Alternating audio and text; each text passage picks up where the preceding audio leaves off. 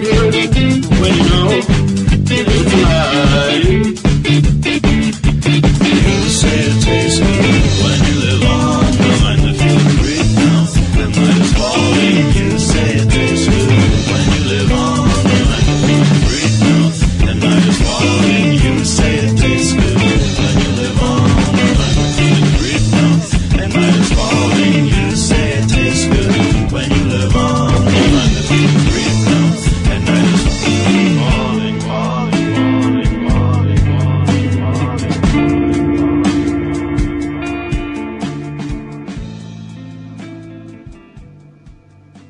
Greetings, everybody. Welcome back to the Anti-Media Radio. You're here with Lavonne. Happy Friday. It's November 6, 2015.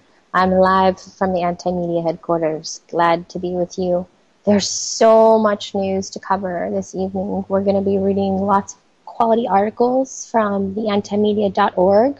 So you guys feel free to go there so you can follow along if you'd like. We're going to be accepting calls as well. So the number is 1718-717-8296. Feel free to call in and join the conversation. I'm solo tonight, but that's all right. It's been a long week, and thank you guys for being here with us on UCY Radio. We're so happy to be here. We're here Monday through Friday, if you didn't know. So make sure you check out the other programs as well. So on Fridays, besides covering the news, we try and balance all the typically, depressive, suppressive, horrible things that are going on in the world with practical things you can do as an individual, not only to better yourself, but your community, because that's the ultimate power is you make yourself more awesome, and that just is going to have a ripple effect on everybody else. Like I like to say that you can bring sunshine like wherever you go. So you can be like a converter of negative to positive in a sorts. So let's see here. I like to backtrack a little and tell you guys what happened in the last week. And there's a lot of follow-ups to things that we've reported in the past. To give you an example, we have more information on the bombing of Doctors Without Borders Hospital, and we've got an update on the TVP that's pretty alarming, so that's going to be exciting. Some exciting news for cannabis in Mexico, some really scary stuff regarding tapeworms and how they affect most people, like 75 million. That's just a staggering number. How many don't know that they have them? So you guys can find out about that. There's a really interesting story about scientists discovering how mushrooms can make it rain. So let's get into this here. The thing that I want to talk about first is an article by Miss Claire. She reported on the 5th, which was yesterday, about we kind of had an emotional day in the office yesterday just because of how tragic this story is, and I encourage you guys to read the entire report that there is linked with inside the article. So many of the staff describe people being shot, most likely from the plane, as people tried to flee the main hospital building that was being hit with each airstrike. Some accounts mention shooting that appear to follow the movement of people on the run. So this is from a person from Doctors Without Borders, and they released an initial conclusion of investigation, which is what I want you guys to check out. It's pretty alarming, and it really dives into the situation that is not being fully reported to us. So what appears to be a direct targeting of their hospital on October 3rd, and the word appears is used lightly. It's just, we've mentioned before, this hospital's coordinates were well known, and especially with the technology of GPS, it's pretty outrageous that it was attacked. And what's really important to note is something Claire touches on too, is that the people who work in the hospital reported that it was especially quiet and quite comfortable during the time they were attacked, and it was the first time in a long time that they felt safe, amongst this, in the middle of this war, essentially. And despite that, they were attacked, and the United States is insistent that it was not targeted. And what's interesting is that, they changed their story a bunch of times. And a U.S. tank even ran over and destroyed viable evidence after the bombing. Eyewitness accounts aggregated for the MSF report offer keen insight to why officials had such difficult time keeping their story straight. The U.S. needed to figure out which cover story people would buy. So, the reporter from the hospital, whose name I would not like to butcher, she makes it clear that patients and staff had like a strict rule that no weapons and reporting of exact GPS coordinates for the facility to sides involving the conflict were firmly in place and had been verified in the days and hours leading up to the bombing, like I just said a moment ago. And she goes on to say in detail that a series of multiple precise and sustained airstrikes targeted the main hospital building, leaving the rest of the building in the MSF compound comparatively untouched. This specific building of the hospital correlates exactly with the GPS coordinates provided to the parties of the conflict, which is really interesting, guys. So according to that report, U.S. airstrikes began between 2 a.m. and 2:08 a.m., so in a short amount of time, and continued to pummel the building for an hour to an hour and 15 minutes. So at least 30 patients and staff were killed, and some of them may never be identified. And what's really tragic is that there were a lot of women and children during this time, something that Ms. Claire noted, and something needs to be done. And I have great faith in these people that they're going to be relentless in punishing the United States for breaking the rules of war. Like it's well known that you don't attack neutral parties in war, and it's really tragic, and it's plain disgusting. Like go watchdog of the world, killing innocent women and children despite knowing their exact position pisses me off. And frankly, like, it's important that we share this with people because they have a really tainted idea of what people in our military do. They really think that we live in fear of other countries invading us and killing our women and children, or raping them, or converting them to their religion, and then we've got it all wrong. I mean, the world's not the most peaceful place, of course. It's not all rainbows and butterflies, but we can't continue to perpetuate this type of behavior and not expect it back. And that's, I think, a point we make often is, like, what kind of world are we creating with this type of behavior? More importantly, that's our money. That's our money being spent to kill innocent people. So think what you will about that, and check out the full report because it goes into great detail. It's really mind-blowing. Let's see here. On to our next major topic, something we've been discussing for a couple years, as it's been very carefully and methodically hidden from most of us. And finally, the full text of the TPP, the Trans-Pacific Partnership, is revealed to us. This was published yesterday as well. It's, how do you pronounce this name? Deidre? Deidre? Yeah. Sorry, friend. This new contributor here, they reported that worse than anything we could have imagined, an act of climate denial, giveaway to big agribusiness, a death warrant for the open internet, worst nightmare, a disaster. So President Obama has sold the American people a false bill of goods, says Friends of the Earth.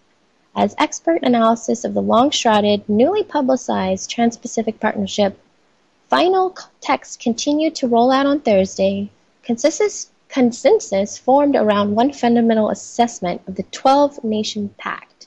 It's worse than we thought. Oh my goodness. That's not what we want to hear, right? So, from leaks, we knew quite a bit about the agreement, which we knew was mostly, we feared was mostly speculation because we know how words travel, right?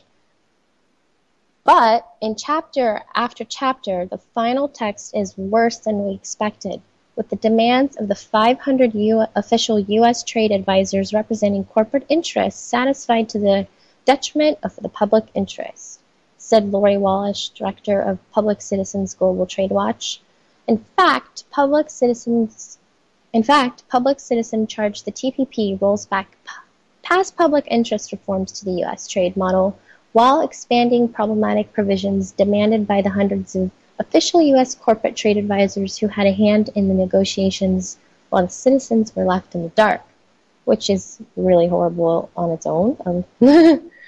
On issues ranging from climate change to food safety, from open internet to access to medicines, the TPP is a disaster, declared Nick Dearden of Global Justice Now. Now that we've seen the full text, it turns out the job-killing TPP is worse than anything we could have imagined, added Charles Chamberlain, who is the executive director of Democracy for America. This agreement would push down wages, flood our nation with unsafe imported food, raise the price of life-saving medicine, all the while trading with countries where, this is interesting, where gays and single mothers can be stoned to death. So that's alarming, right? And he goes on to say, and we'll touch on these topics here, but I want to get through this. Major climate action groups, including 350.org and the Sierra Club, were quick to point out that the text was notable as much for what it didn't say as for what it did. The TPP is an act of climate denial, said the director Jason Kowalski on Thursday. While the text is full of handouts for the fossil fuel industry, which we're going to touch on, it doesn't mention the world's climate change once. What it does, however, do is give fossil fuel companies the extraordinary ability to sue local governments that try and keep fossil fuels in the ground. If province puts a moratorium on fracking, corporations can sue. If a community tries to stop a coal mine, corporations can overrule them. In short, these rules undermine countries' ability to do what scientists say is the single most important thing we can do to combat the climate crisis: keep fossil fuels in the ground. Furthermore, Friends of the Earth said in its response to the final text, the agreement is designed to protect free trade. Oh, we're getting a call here. Hey there, you're on the program. What's your name? Hello? John. Hey, how's it going? This is John. Hi, John. Thanks for How's it going? It's going really well. I love reading the news, can't you tell? Is this a radio station? What is this? You just called the laundry shop. I'm open late. I'm dry cleaning all night. Like, what do you want to order? I'm just kidding. You're live on the radio. You didn't know you called the radio? I have no idea what you just said.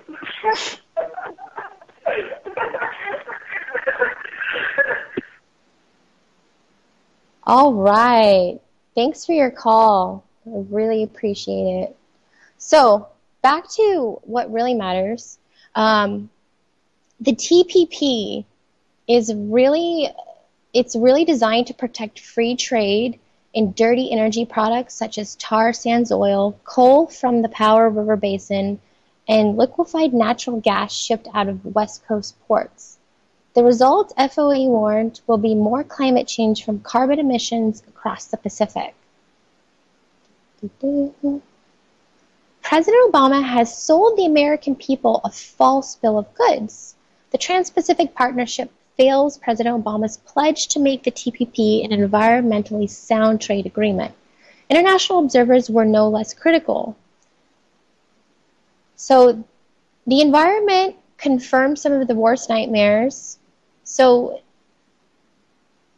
basically there's going to be limited coverage of biodiversity, which is really important. We've talked about that a lot. Conservation, marine capture fisheries, and treated environmental services. And that's just one sector. They're going to go on to attack sensible food safety rules. Let's see here. We're getting another call. Hi there. You're on with Lavonne. How's it going? Hi, this is Michael. Hi, Michael. How are you? I'm good. How are you? Pretty good. We're talking about the TPP. Do you know anything about it? Yes. Tell me. What do you know? And how do you feel about the release of the full text? I want to know more. Well, what do you know is what I'm asking. Almost nothing. Okay. Go ahead and hold on the line. You can read along with the article if you'd like, okay? Okay. Thanks. Hey there, this is Lavonne. You're on the show as well. How are you doing? Good. How are you? Pretty good. What's your name? I'm Ronnie. What's yours? Again? I'm Lavonne. We're reading about the Lavonne. TPP. What do you know about it? What are we reading about? The Trans-Pacific Partnership. I have no idea about that. I've never heard of that. What inspired you to call in? All empires crumble, all police states fail, the future's ours. What's that? All empires crumble. Oh, you like the meme. Got it. Okay. Mm-hmm. Well, thanks Hey, for... Wumble. I'm sorry? I didn't say Hey, anything. Wumble. Hello? Hello? Yeah, I don't think they like us talking. Hold on one second here. Did you hear the interference there? Hold on a second. You guys are being suspicious. All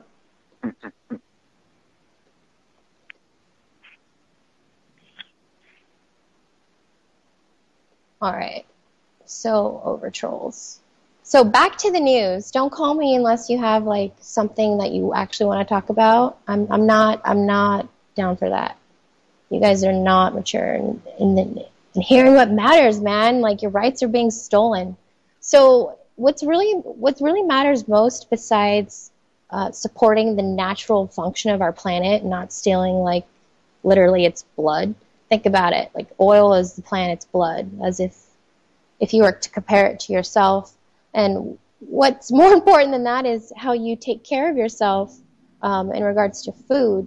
And this act really attacks our right to decide where our food is produced, and furthermore, like it allows people to increase the transportation rates of food, which is very problematic not only for the consumer. Nutritionally, you want your food to be locally sourced. You want it to be fresher. It's better for you, and it's better for the environment because we use less fossil fuels to ship that food.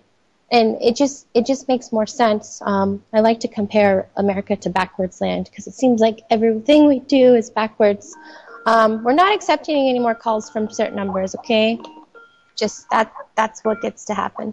So sorry, you could call back another time, like when we're having like a random hour or something. But this is really important. I really encourage you guys to read about the TPP, especially because it threatens what we're doing right now, which is very important. No other time in our history of humanity have we been so free to learn and to have technology at the tip of our fingers and to decide, what we want to perpetuate and share with people. It's so simple to investigate a topic like the TPP and quickly get a message out across the world. And that right's being threatened by this agreement because there's a lot of sections that want to impact the openness of the internet. And what would that do to people like us who are dedicated to sharing information that's not censored? I can deal with a couple troll callers, that's fine, but imagine if I couldn't talk to you at all, if you guys didn't have the ability to share an article, or you know that at any time that our internet can literally be shut down across the nations. Who knows what kind of power they'll have. And there's going to be a lot of control and attention in regards to copyright and the enforcement of copyright topics. And that's really interesting to note too, because if you think about it, the internet has allowed us to share things, not only ideas, but files, and that takes away profits from big corporations. And that having control of those types of things is really important to their influence over the public in general. So it's important that we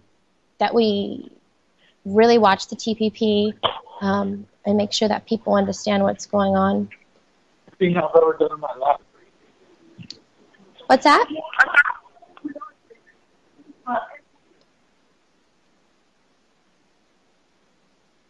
All right, sorry guys. I just apparently had another random caller on the line who was still there making noise. So without further ado, let's get on to our worst topic. Make sure you check out the full article about the TPP. Anytime we try to talk about it on the show, it's like I get the most callers ever who don't want to talk about it. So it must be really important. Something else that's really exciting in regards to personal rights and liberty is Hawaii is hoping to declare sovereignty from the U.S. government. And this article was published today by Miss Carrie Wedler or Wedler? Wedler, I'm sorry, I'm the worst with names. So this week, Native Hawaiians initiated an historical election that may grant them sovereignty from the United States and the state of Hawaii itself after well over a century of colonial rule. More than 95,000 indigenous people will elect delegates to a constitutional convention scheduled for this winter, when they will work to create a government that serves and represents Native Hawaiians, the only group of indigenous people in the United States currently restricted from forming their own government. In the 19th century, European and American missionaries and traders began settling in Hawaii. They quickly formed a political movement and succeeded in transferring power from the king to his cabinet and legislature. Though they drafted a new constitution limiting the king's control, they also limited the voting rights of Asians and Native Hawaiians while granting the right to wealthy non-citizens. When the king died and his sister Queen Liliuokalani assumed the throne, she attempted to restore power to the monarchy and return voting rights to those who had been excluded by the white settlers. This sounds familiar. White businessmen disapproved of her intentions and formed the Committee of Safety, which sought to overthrow the Queen and have Hawaii annexed to the U.S. on January 16, 1893. Backed by a militia and 162 U.S. Marines, the committee achieved its goal. The Queen surrendered, and in 1898, Hawaii was annexed by the United States. The federal government apologized for its colonialization of the island and its natives in 1983, but that failed to improve the conditions for many indigenous people. I'm sorry to laugh, but it's just such a long time to go by. According to the government report, Native Hawaiians suffer higher rates of poverty and unemployment than the rest of the population and are underrepresented in business ownership and education. Further, Native Hawaiians are the racial group with the highest proportion of risk factors leading to illness, disability, and premature death, a problem compounded by a lack of access to health care. It's interesting to note. These stark conditions, as well as the state's imperial history, have led many Native Hawaiians to seek sovereignty from the United States government. In 2011, Hawaii passed a law to recognize Native Hawaiians as the first people of Hawaii. That bill also established the Native Hawaiian Royal Commission to assemble a list of qualified and interested Native Hawaiian voters. a move that gave infrastructure to the current push for self-determination. So, for the first time in over 100 years, there will be a definitive voice on Native Hawaiian issues. I'm really excited to see what the result of this is. Let's see here. This article is really in depth. I encourage you guys to read the whole thing. But what's important to note about this is that people everywhere kind of sharing this collective idea of, we've called it before, not anarchism. Oh gosh, what's the word that Derek uses in this book? Come on, brain. Agorism, agorism or agorism. And it's the notion of a populace of people not with one ruler or a king or one group of elite that rules them, but the notion of sovereignty like these native Hawaiians want. And that's the idea of do no harm but take no shit, and collectively have a gathering where people kind of rule themselves. And a lot of people think it's not possible, and it may not be for a really long time, but I think that something like that may potentially be easy to implement if we have more sovereign nations already in place. So go Hawaii. I'm excited for you guys. We'll probably keep you guys up to date with that. More awesome news in regards to seeking freedom. Mexico's Supreme Court rules prohibition of cannabis unconstitutional. We write lots of articles regarding cannabis, especially as medicine, and all around the world people use this medicine, this plant, and they have for a really long time. So recently here, we published this on the 4th. Claire wrote this article. Claire Bernish. Is that correct? Woo! I said it right. 1 out of 5. Yay! So the Mexican Supreme Court just paved the way for nationwide cannabis legalization after voting 4-1 that prohibition of personal consumption and cultivation of the plant violates constitutional rights. In fact, the highest court in the land concluded that cannabis prohibition violates the right to free development of one's personality. It's like music to my ears. So the Drug Policy Awareness stated that on Wednesday in a press release, which is linked in the article if you guys want to read it. And Claire goes on to say that this vote by Mexico's Supreme Court is extraordinary for 2 reasons. It is being argued on human rights grounds, and it is taking place in one of the countries that has suffered the most from the war on drugs. Ain't that the truth? This was said by Hannah Heltzer, who is the Senior Policy Manager of the Americans for the Alliance. So, water. Uruguay, is that how you say that? Uruguay. Ooh, Uruguay. Go use. Became the first country to legalize marijuana. Canada is expected soon to follow suit, and medical marijuana initiatives are spreading throughout Latin America and the Caribbean, and marijuana is legal in a number of U.S. states. Now with this landmark decision out of Mexico, it is clear that the Americans are leading the world in marijuana reform. Which I never thought I would read that. But it's amazing. Mexico's first legal medical marijuana patient made headlines around the world in September when her parents were granted the right to treat her with medication that's derived from cannabis. This girl's 8 years old, and she had nearly 400 seizures a day that prevented her from walking, attending school, or even speaking. This ruling by the highest Mexican court further weakens the brutal and notorious drug cartels that have plagued the country with violence, paves the way for legal recreational use, and hopefully sets the example for its northern neighbor, the United States. Yeah, how exciting. I think it's important to note that cannabis is a very powerful medicine, and we've reported so many times. If you guys just go to the antimedia.org and just search like cannabis, you'll find tons of articles where we've highlighted the ways in which it has literally changed people's lives and granted them just normality and comfort.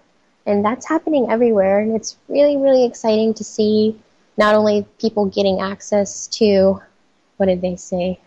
What are the exact words? They were so great. The right to free development of one's personality. I couldn't agree more. And it's really staggering, not only the countless people who have died as a result of trying to use this medicine, but the drug war and the war on drugs especially affects people in Mexico. You know, we've seen the violence there. And what's even more interesting is that in the states here, in the United States that have made it recreational or medical, note a decline in crime and less people dying from pharmaceuticals, which I think is really important. And something dear to my heart is a lot of people lose their job for using cannabis in lieu of pharmaceuticals, which are primarily opiate-based and highly addictive and mostly lead to heroin addiction. And you can research that. It's very known. That's legal, but using a non-addictive plant with, virtually no side effects is illegal. So we've got to anti-backwards our land. And this is one step closer. And in relation to that, let's see here. There's another report on cannabis. So Mexico's got that groundbreaking notion into lessening the crimes associated with marijuana. And here in America, as reported by Carrie on the 4th, just last couple days ago, the guy in charge of the DEA just called medical marijuana a joke. So here's an interesting perspective. She reported that appointed DEA chief Chuck Rosenberg, who won the support from marijuana advocates just recently in August, when he admitted, unlike his predecessor, that marijuana is not as harmful as heroin. Okay. He said this week, however, that, he literally said marijuana is a joke and that the plant is bad and dangerous and has no medical benefits. And in detail, what really bothers me is the notion that marijuana is also medicinal, because it's not. He told reports in a briefing on Wednesday, "We can have an intellectually honest debate about whether we should legalize something that is bad and dangerous, but don't call it medicine. That is a joke." Okay. So he admitted that extracts like CBD oil have a promise, and he maintained that if you talk about smoking the leaf of marijuana, which is what people are talking about when they talk about medical marijuana, it has never been shown to be safe or effective as a medicine.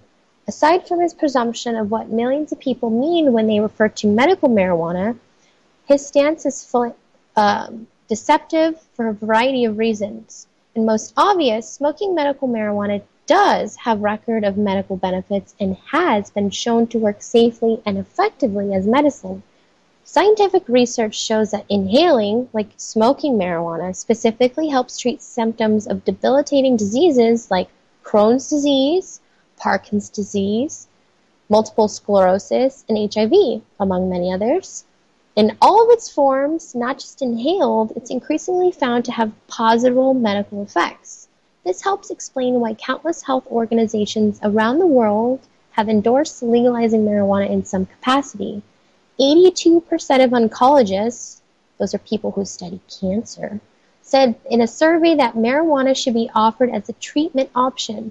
The FDA itself has approved 2 cannabinoids, I love that word, for the treatment of nausea and vomiting caused by chemotherapy. Though the agency has not approved the general use of cannabis, research suggests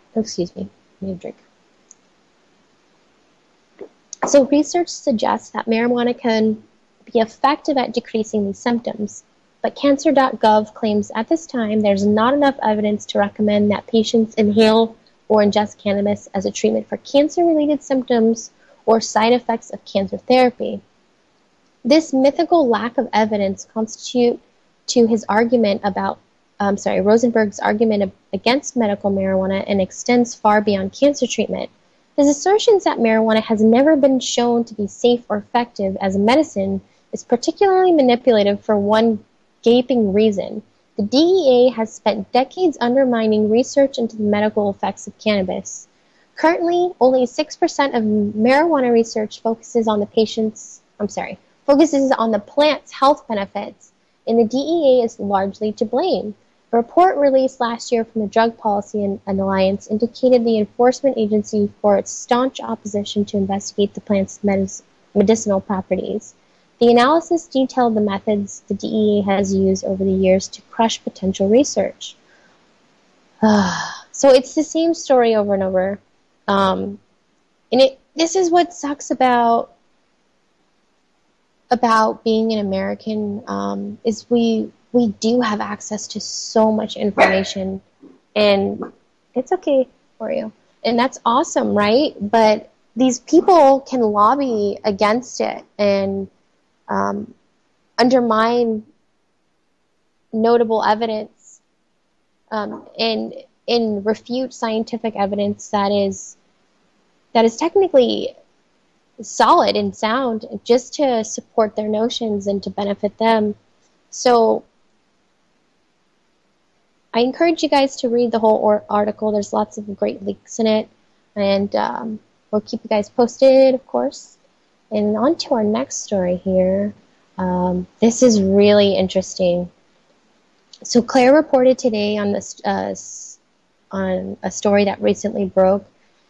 Okay, it's the scariest thing ever, because 75 million people who are reported to be infected with tapeworms have a really horrible thing to be worried about, because in Atlanta, Georgia, scientists at the Centers for Disease Control and Prevention recently made a distressing discovery: the first ever known case of transmission of cancer from a parasite to a human. Yes, really, this happened. So after puzzling through the cause of a Colombian man's cryptic cancer-like disease for nearly 2 years, a man with a name that I'm definitely going to butcher, we'll call him Addis, a pathologist who studies mystery illness, determined along with other CDC scientists that his malady had actually originated with a tapeworm. So we knew invertebrates can grow tumors, but the fact that one can invade and disseminate in a human and make them sick just really, really defied belief. In January 2013, the then 41-year-old man sought treatment at a hospital for fever, unexplained weight loss, tapeworm infection, and difficulty breathing. Doctors discovered the man's lungs contained multiple tumors, but their unusual composition, they were composed of sheets. Do I dare answer this call? Oh, I really want to answer your call. I apologize, but my mouse is freezing here. So, here we go. Oh, man.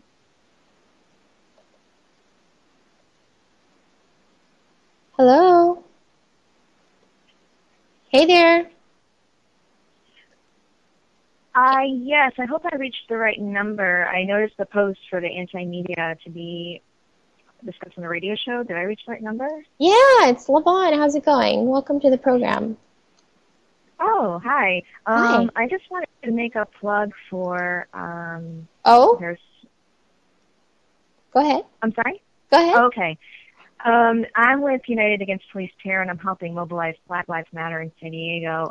Recently, there have been 3 black men, 4 men, actually, 5, 6, 7 people murdered within a month by different law enforcement officers, and I wanted to put a shout out for justice for the families of Rashawn Cole, Lamontes Jones, Anthony Ashford.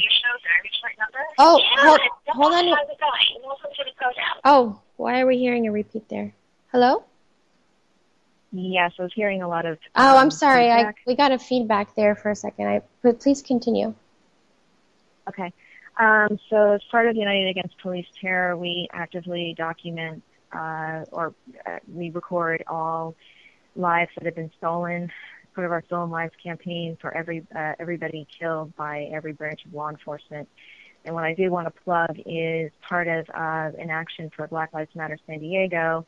They are hosting on Black Friday, Black Lives Matter, not Black Friday. And it's a call to action to not only boycott Black Friday, but to also join in solidarity. The location of the event is to be announced soon, but this is to demand justice for Anthony Ashford, Lavonne Jones, Demetrius DuBose, Marshawn Washington, and Rashawn Cole, and many others that have been killed by law enforcement here in San Diego.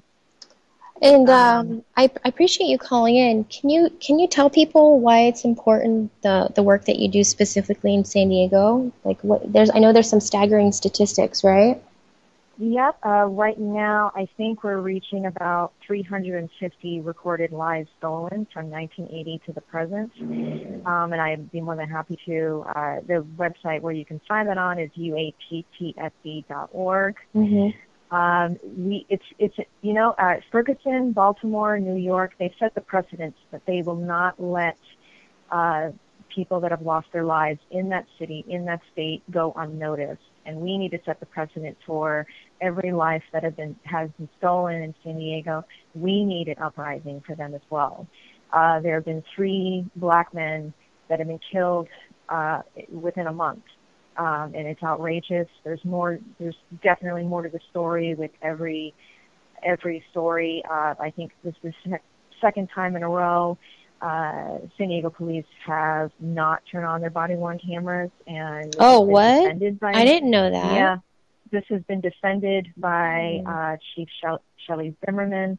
In the instance of Lavonne Jones, even though they were told on the scanner that this person could potentially be armed, which turns out Lavonne wasn't, they could have had like 1 second to tap their chest and turn on a body-worn camera, and it was very apologetic stance that Chief Zimmerman had. They will not honor our wishes. Community allies such as Women Occupy San Diego, United Against Police Terror, Black Student Justice Coalition have called for a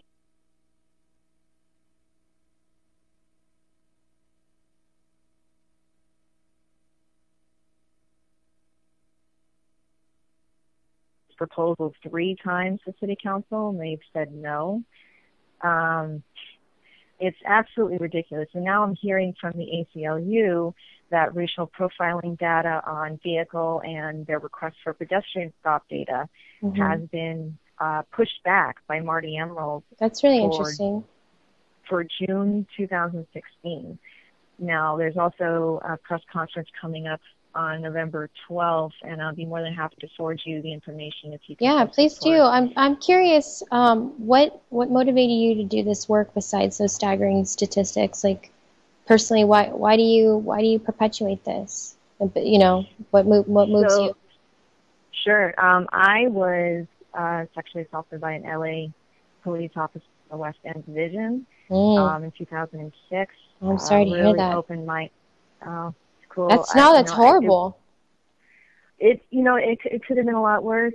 It definitely opened my eyes to what law enforcement are capable of, and the blue culture of silence and the brotherhood, that they must protect their own above any kind of justice. And that's where United Against Police Terror, we feel that there are no good cops. As long as there's this amount of corruption within the system, the supposed good cops are just basically apathetic and remain silent. And that's why we push for the transparency and for Shelley Zimmerman. If they're not turning on their body-worn cameras, they need to be off the force. I have an idea. Something that I proposed to our audience, I think a couple years ago, is more citizens need to go on ride-alongs. We need to police the police. I've been on several ride-alongs in the last few years just because I was curious to know, what actually goes on. And I like to consider the perspective of every individual, before I don't like to pass judgment. I like to try and understand. And these people literally see the darkest part of our society every day, all day. And you know, on their days off, these officers don't want to leave their house because they don't know who they're going to encounter. And you know, it's important to understand that what they encounter. But what I realized besides that is like you said, they go looking for a specific thing, and I think that's really counterproductive in general. You shouldn't be looking, you know, you go out, you shouldn't be looking for a fight, or you shouldn't be, you know, you shouldn't create that type of environment. And I think that if they were trained instead with the notion of who can I help, not who can I arrest and incarcerate and create lots of money for, you know, essentially corporations, because prison's a business with profit as well. But Sure. but when you get into it, there's, like you said, there's so much corruption. And what do you do? Well, why not police the police? What do you think about that? Right, and we do encourage everybody to break out their cameras. And besides that, though, go on ride-alongs. It's your right. As long as you don't have a felony, you could go, and you're allowed to get out of the car. You're allowed to do everything they do, you know, unless it gets really violent. But even though you're there. I think that it's definitely an idea. If certain people feel comfortable as far as, you know, what they do as far as trusting police. I know that it's perfectly legal to listen in on the police scanner. Reporters do it, journalists do it. There's a lot of apps. So you definitely can listen in on the scanner and be prepared, like even before you walk out that door, and actually listen to the interaction. As far as what are the antecedents, what are the behaviors or actions leading up to the interaction. But it does raise you know, the concern, like we have to go so far as to, you know, feel like we have to you know, ride along with police just to make sure that, you know, I know that, I can't remember the guy's name, but he wrote a really awesome piece. And he did talk about the issue regarding, you know, being part of the equation for police to risk their lives. But what is not part of the equation is for them to kill unarmed community members. Yeah, I agree. Regardless of their status. They're not judge, jury, and executioner. Yeah, totally. Their job is to have that person, I guess, quote unquote, face their day in court.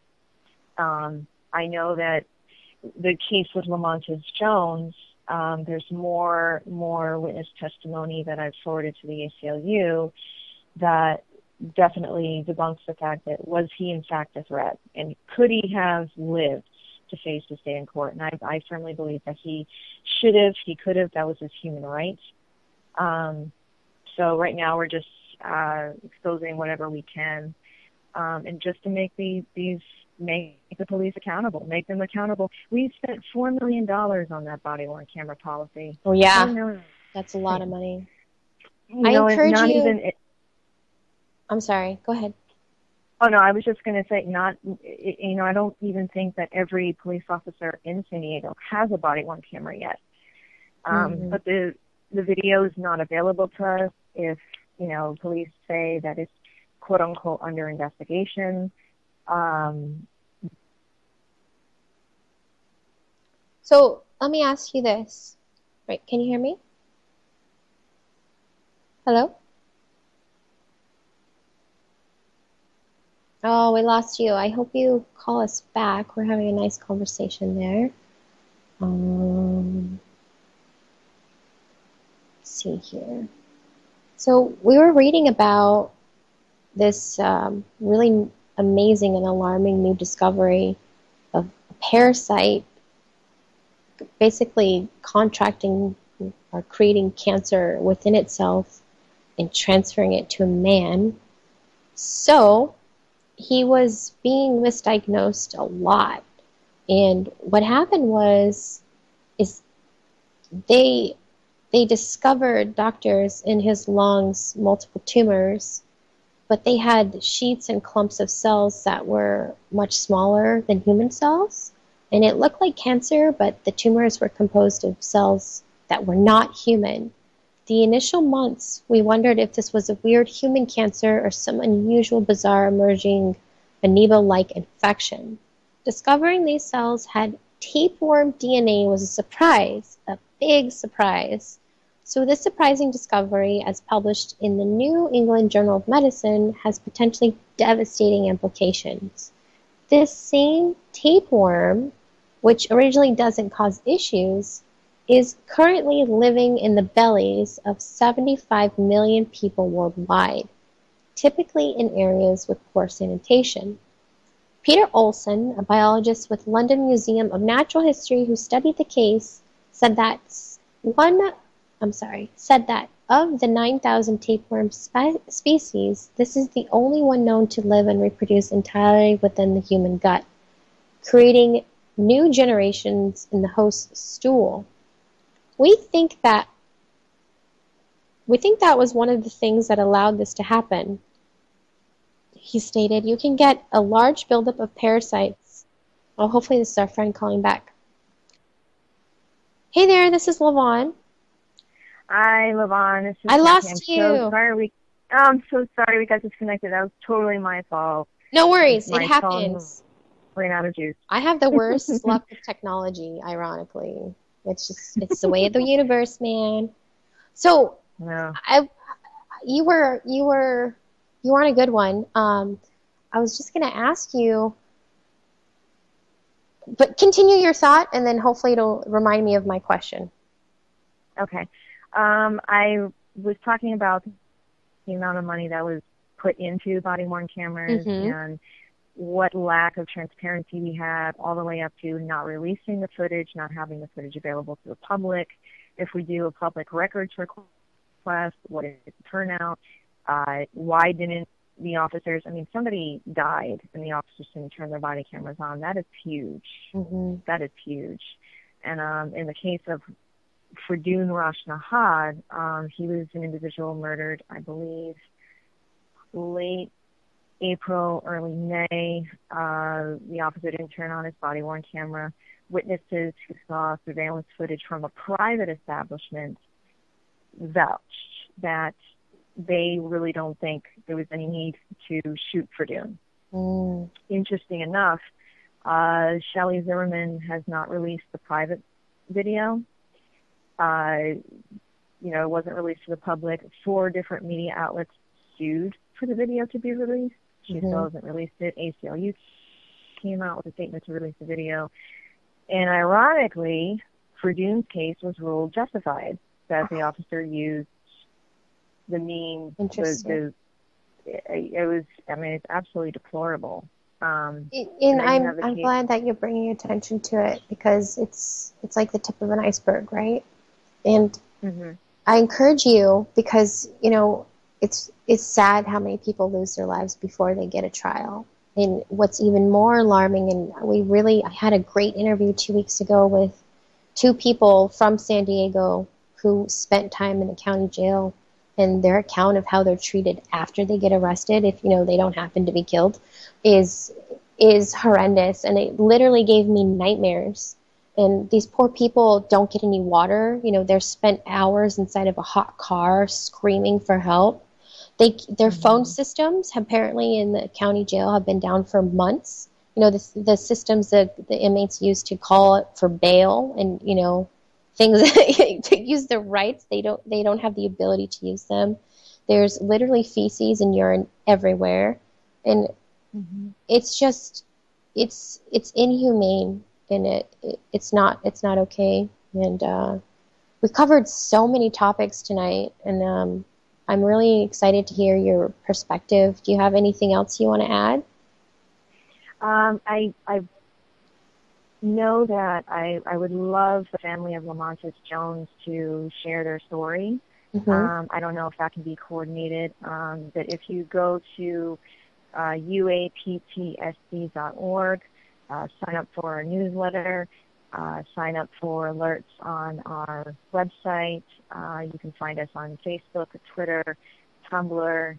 And well, we'll be happy to attempt to do that if we make correct contact.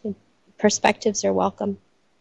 Yeah. What I'll do is there is a private group, and I will add you to that. I'll do an intro, and if there's any people that wish to share their stories on anti-media, that would be amazing. That would be awesome. Well, thank you for calling in and sharing with us what moves you, and I appreciate your work. Everybody's got their passion, and it's important for these people to have justice, just so we can take accountability. It's really an important factor in our society to have a reliable system of trusted, trained individuals that bring order. And it's sad that we don't have that, especially because we're one of the quote-unquote freest, most advanced nations in the land. So it's really important for us to tackle that. Did you read the full text of the TPP? You know about that? Yes. Tell me, it's been really transparent, speaking of transparency, and it really strips the rights of a lot of people simultaneously. Yeah. So I really encourage you to share with your friends too the full text of it, and you can read about it online. It's recently new. It's probably one of the most important things we talked about tonight. And interestingly enough, we had the most interruptions during that segment of the program, so I just wanted to make sure that everybody gets encouraged to go back and read the full article and share it with your friends and have discussions about it, because it's thought-provoking is important. Plant seeds of knowledge everywhere you go. And tell me your name again, please. Yep, Catherine Mendonca. Yes, Catherine. Thank you so much for finally calling in. I know that we've been trying really hard to hear your voice, and the work you do is important. I really want to have you say one more time how people can contact you, because I know there's a lot of people in San Diego who want to, what you call it, affirm the action against terror. So go ahead, dear. Yep. So our website is UAPTSD.com. That's United Against Police Terror San Diego.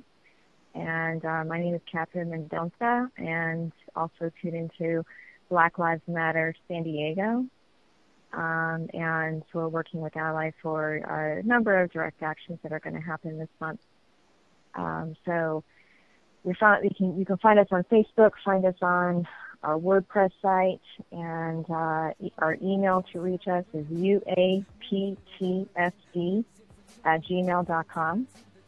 Thank you, guys. Have a great week. I appreciate your feedback, and make sure you read the full tapeworm story. It's pretty scary. Bye.